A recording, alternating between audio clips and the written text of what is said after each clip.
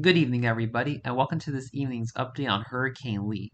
So Hurricane Lee remains a Category 1 hurricane as of 2 p.m. Atlantic Standard Time, Thursday, September the 14th. Hurricane Lee has maximum sustained winds of 85 miles per hour, a minimum central pressure of 957 millibars, and northerly movement at 14 miles per hour. Looking at the latest National Hurricane Center's cone for Hurricane Lee, Hurricane Lee's wind field continues to expand, with tropical storm force winds extending about 400 to 500 miles from the center, still impacting Bermuda, where a tropical storm warning remains in effect. Lee is expected to remain a hurricane through 2 a.m. Saturday morning, weaken to a post-tropical storm by 2 p.m. Saturday afternoon, and is now expected to make a landfall in far southwestern Nova Scotia by 2 p.m. Eastern Time Saturday afternoon. Move across the Gulf of Maine by Saturday evening, make a second landfall in far southeastern New Brunswick 2 a.m. Sunday morning, move across the Gulf of St. Lawrence by 2 p.m. Sunday afternoon, across northern Newfoundland into Sunday evening, and then out to sea by 2 p.m. Monday afternoon. Tropical storm warnings are now in effect for Rhode Island through Cape Cod, Martha's Vineyard, Nantucket through eastern Massachusetts, southeastern coastal New Hampshire, all of coastal Maine. Hurricane watches continue for central eastern Maine, southern New Brunswick, and western Nova Scotia in the pink, and then tropical storm watches in the yellow for southeastern New Brunswick, the northern coastal areas of Nova Scotia, and central southeastern coastal Nova Scotia in the yellow. So looking at the latest Zoom Earth satellite imagery and cone for Hurricane Lee's cloud field continues to expand and now extends about 1,000 miles from north to south from east of Florida up through the east coast into Nova Scotia, into New Brunswick, even into Newfoundland and eastern Quebec, an absolutely massive cloud field from Hurricane Lee due to a trough that is bringing some very strong wind shear on Lee, which is also aiding to weaken the storm.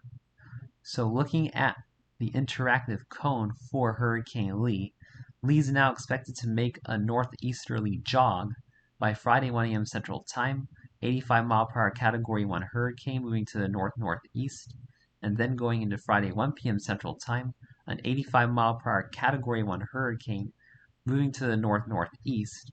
By Saturday 1 a.m. Central Time, 80 mile per hour Category 1 hurricane curving back to the north.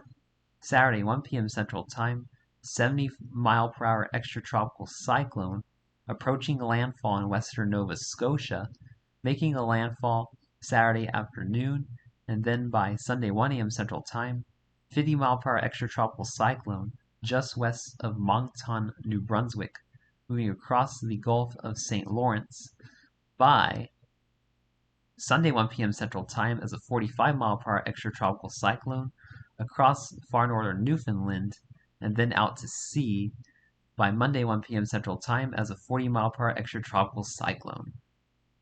So looking at the latest rainfall forecast from the Weather Prediction Center, these rainfall projections have actually decreased significantly from this morning and shifted further to the east, with little to no rain expected across Vermont, New Hampshire, most of Massachusetts, Rhode Island, Connecticut, and the western half of Maine, only about 1 to 2 inches now across areas like Nantucket and Cape Cod, as well as central eastern Maine into northwestern New Brunswick, as well as central eastern Nova Scotia, far eastern, southeastern Quebec in the light green, 2 to 4 inches forecasted in the dark green across the southeastern corner of Maine through much of central eastern New Brunswick, and central western Nova Scotia, the dark green. So this could cause some minor flooding issues still, but the flood threat has decreased from this morning. And looking at the latest storm surge forecast, I have more good news in the storm surge forecast. This morning we are expecting about 2 to 4 feet of